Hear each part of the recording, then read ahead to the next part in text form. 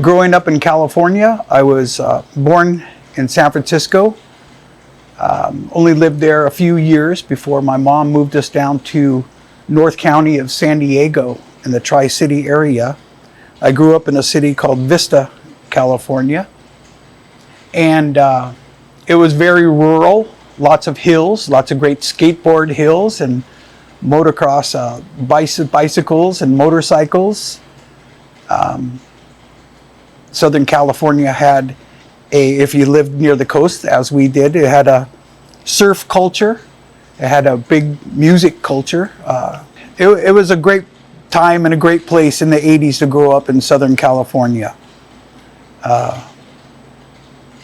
It was a great time. Friends of mine in grade school, Ragsdale brothers.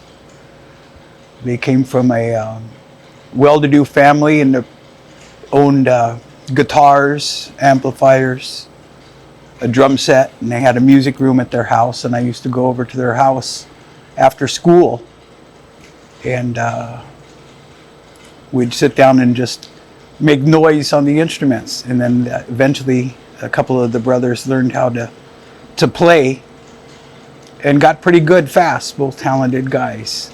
So we'd just learn at their house, and then I eventually asked my dad if he would buy me a guitar.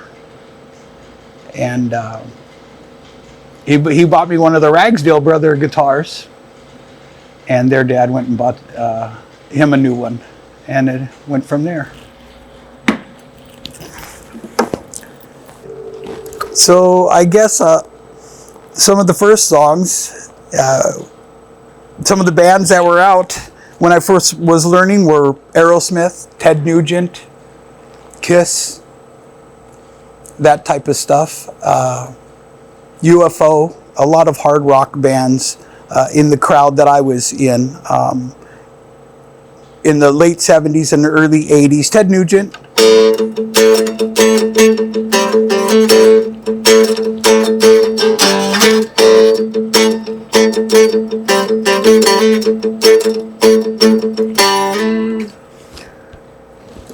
And we had a switch somewhere along the line too, and personally I did, because after the hard rock of the late 70s and the early 80s, there was a big movement of new wave and punk rock that came out. I was all in on that. I jumped all in on that, and didn't lose any friends over it, because a lot of friends were in too. But new wave music was just like, so many great bands coming out. Just seemed like every day. And we had a radio station, 91X, that would play all the new cool stuff. And I remember when I should have been sleeping, I'd be up at 3 and 4 in the morning listening to 91X San Diego, hearing all the cool new music that was coming out. But one of those bands, The Cult, I remember the first time I heard a song called She Sells Sanctuary.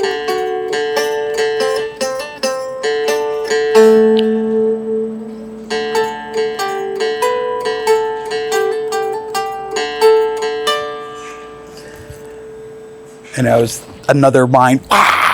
There it is. There it is. We started playing together. The band started forming. It seems like back then they would happen organically, almost naturally, because there were so many musicians around at the time. And there was no shortage of house parties around either, because when someone's parents would leave, we'd move in. Okay, it's time for a party, and we'd set up and we'd play, and we would have, even as teenagers, just learning, we would have sometimes hundreds of people that would come to these parties, in our neighborhood, in my city and surrounding communities.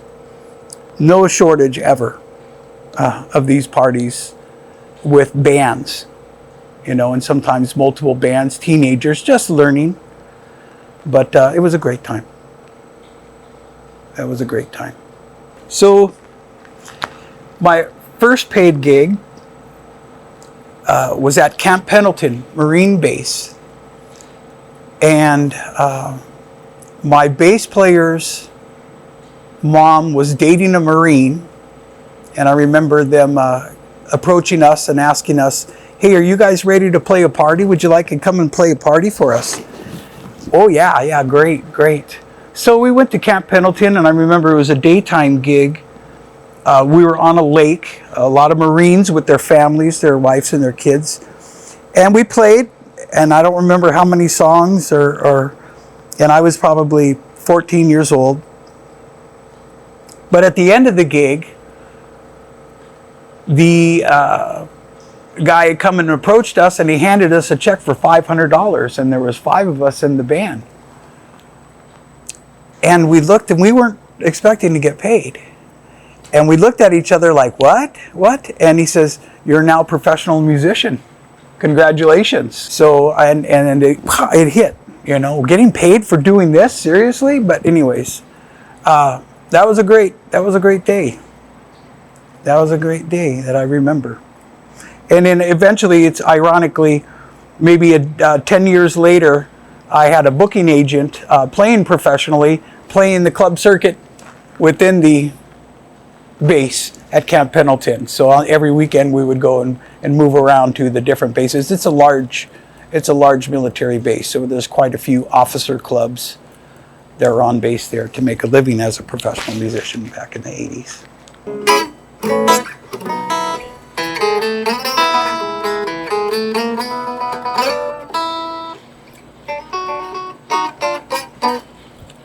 In my latter teens, I was in a band with some friends, and it was my first band that I felt that there was something there, that there was possibly a future rather than tooling around and having fun, and then delving into original songs for the first time too. And the band was called 007. And we started out with a neighborhood friend of mine was singing. And I grew up with him as kids, probably from the first grade. This is during the point of the British invasion, the new wave British invasion. He was very much into hard rock, and I was starting to appreciate some of the new music that was coming out, the new songs, along with my bass player and drummer. And eventually he quit because we started incorporating the new music at the time, the new wave music, they were calling that in the early 80s. And he quit, not appreciating that music. So I took over on vocals for a short time. But I never really considered myself a strong lead vocalist, maybe background vocals occasionally, but we did okay for a few months, and then we ended up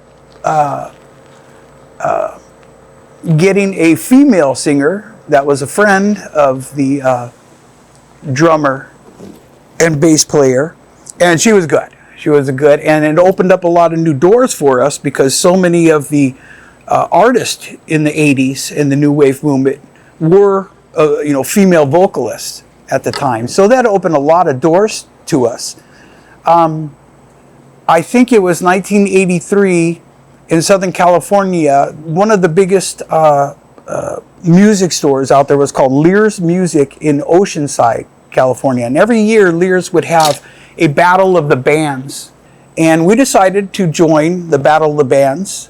And there was 36 bands that evening and afternoon. I believe we played, some Missing Persons and maybe an original at the time. I don't even recall the song. But surprisingly enough, we took third place out of 36 bands, and we were still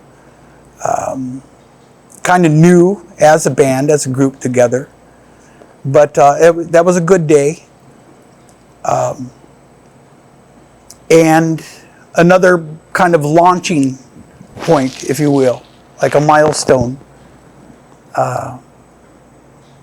for me as a growing musician, a guitar player. And we ended up going through another couple of singers after our female vocalist left, and then ended up with a friend who turned out to be a lifelong friend now, a friend of mine named Roddy Love. And he was, and still is, a tremendous songwriter and artist, guitar player, vocalist, and songwriter, just an artist. And he came and sang with us. And shortly after we joined forces with Rod, we were asked by the producers of Entertainment Tonight to bring one of our songs, originals, up for a girl who was up for a Grammy Award at the time. And I guess one of the songs that we had was in competition with Rick Springfield and one from the Police. So she was looking to do either a cover song from one of them or one of our songs. And we went up and recorded. And I think after all the great milestones that were positive in my early career, I look back at that time and see that maybe that was the time that I switched. Rather than focus on the music, I decided to focus on the lifestyle. And the lifestyle, I mean, not all being good, because back then, obviously, as there is now, when you're around the music business, when you're around entertainment business, a lot of times you'll be around opportunities for drugs, alcohol and things of that nature to start being around a lot. It's around a lot. And then when you start making money, then you think, well, I can just about do what I want to do now, And this is right around the age of 20 or so. And I look back at it now, and it's the lesson that it is. And I'm glad for lessons in life that are both hard and both easy. I can appreciate both looking back. But I know it's kind of like Steven Tyler once said when they asked what happened to him, what happened to Aerosmith when they were on top. They went through their time of challenges, of drug addiction, of losing a lot, of losing their status, losing their money, and then they clawed their way back up again. And the interviewer asked him, said, what happened? How do you explain kind of what happened in that period of your life? And he says, well, Aerosmith was a band of musicians who dabbled in drugs, and then all of a sudden we find ourselves a bunch of druggies who dabbled in music. And that kind of shocked me into taking a look at my life, where I was, and what I might have done. And it's a lesson, I think, that I don't like to play, shoulda, coulda, woulda. But it's a lesson in my life that I hope that younger people would get early on in their life instead of waiting until later in their life. And I'm not saying 20 is later in my life, because I carried a lot of challenges through addictions through the years, being sober for many years and then falling back into the old trend for many years. And it's a life lesson that I hope maybe somebody younger, or no matter where they are in their life, would probably grab onto. That sobriety and chasing your passion with clarity and awareness and now learning integrity is the highway that gets you to success, not living the perceived rock and roll star lifestyle. That's all a fantasy. That's all a trap.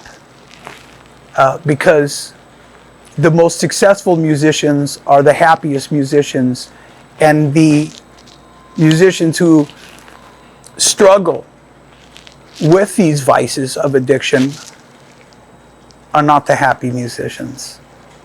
No matter what type of face that you can put on to try to hide that, happiness comes with the success and the like I said, clarity of knowing what success looks like. So, and not always monetary.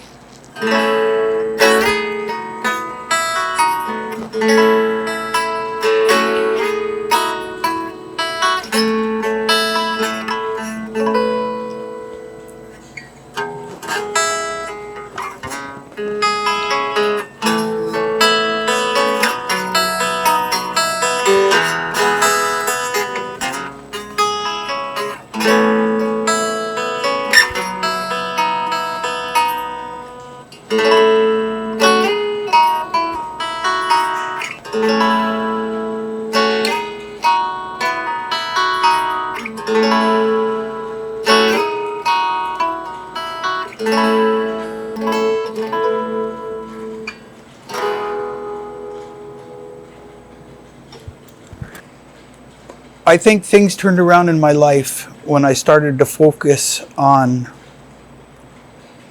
inner priorities, myself. Trying to realize that the world around me seems to do what it's going to do, and the only thing that I can change is me. I needed to work on myself. And to work on myself is to find my limitations and maybe pop the lid off those limitations. Navigating, like a lot of people do too, through spirituality and religion, and trying to find out the nature of my being, what I believe I'm capable of, and realistically, again, trying to understand who I am, which is a hard and deep question. But finding out that I am part of the universe, we all are. We're not separate from it. We're not separate from the idea of God and who and what that might look like to me. Understanding if I have a purpose. And I think my biggest turnaround was becoming a family man. And in my 30s, I got married and we had 5 children. And I still continued struggles through fatherhood, but it was the one thing that helped me to realize, again, my priorities of sobriety, my priorities of figuring everything out. I think if I would have wanted to say what I figured out is love is the common denominator that everybody, we hope, eventually gravitates towards. I love being a father. I love being a husband. I love being a friend. Of course, you say you love your kids, but when you start to realize what love is, that's when things change. That's when things change. I looked at my first son. I remember seeing my first son when he was a baby some 26 years ago or so. I thought, wow, God must really love me to give me this gift. And just when I thought I didn't have a capacity for any more love, or where I would muster it from, you find it in looking in that child, that you have. And then comes a second, and you say, well, how can I muster any more love? And each child, you find a way. And I think that's the way that that God starts to prove himself to us, is through love and our capacity to be able to transfer that love that he has for us to others, even others outside of our family, and especially outside of our family, and to strangers and people that we don't know too. Finding ways again to knowing that there's more to us than us alone, that we are connected, we are interconnected with everybody else in humanity. And we need to share that with each other.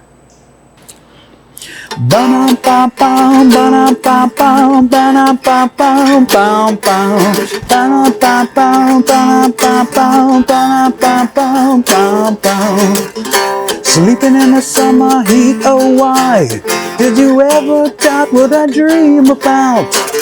The many questions for you, I adore you. Driving in the summer heat, oh why did you ever doubt what I'd say to you? Well, here's the answer for you, it's what I told you, yes, it's true. I am in love with you, and I wouldn't feel so helpless if you tell me that you do. Oh yes, it's true. I am in love with you, and I wouldn't feel so helpless if you tell me that you do. Bum bum bum bum bum bum bum bum bum bum bum bum bum bum bum bum bum. When it was winter time and the rain would fall all around you, all that water in your eyes, just like the day I found you. You never told me what you thought of me, I always knew. I wanna give you everything, but there's nothing left that I can do. Oh yes, it's true. I am in love with you, and I wouldn't feel so helpless if you tell me that you do. Oh yes, it's true. I am in love with you, and I wouldn't feel so helpless if you tell me that you knew. Tell me that you do. Tell me that you do. Na pam pam pam pam pam pam pam pam pam pam pam pam pam pam pam pam pam pam. Tell me. God, I haven't played that in a long time. At 60 years old, very happily married, almost 30 years, with 5 kids. My wife and I have our own business called Acoustic Echoes Entertainment, and I play acoustic guitar and do solo shows. I have a band called American Mojo, Tom Petty tribute band. I'm the lead guitarist. And I think one of the things that I appreciate at this point in my life, one of the huge blessings, is I'm still very passionate and enthusiastic about music. It's been such a big part of my life through all the ups and the downs that I'm just glad that I do have a passion for music. The single most important thing to me has come clear, and it's not single as in one thing, but it's a formula that I would like to pass on to my kids and anybody who would listen. of the elements of how I measure life and success. And it's not, you can even ask, I know plenty of rich people. You can ask rich people, they'll tell you, no, money is not the happiness there. The most important things are love, forgiveness, gratitude, and generosity. If you practice those at the forefront of everything you do, that's life, that's success. Love, forgiveness, gratitude, and generosity. That's it. That's it. And having the intention of knowing that, intention is everything. Your intention determines your outcome. So if my intention is to practice love, forgiveness, gratitude, and generosity, can't go wrong.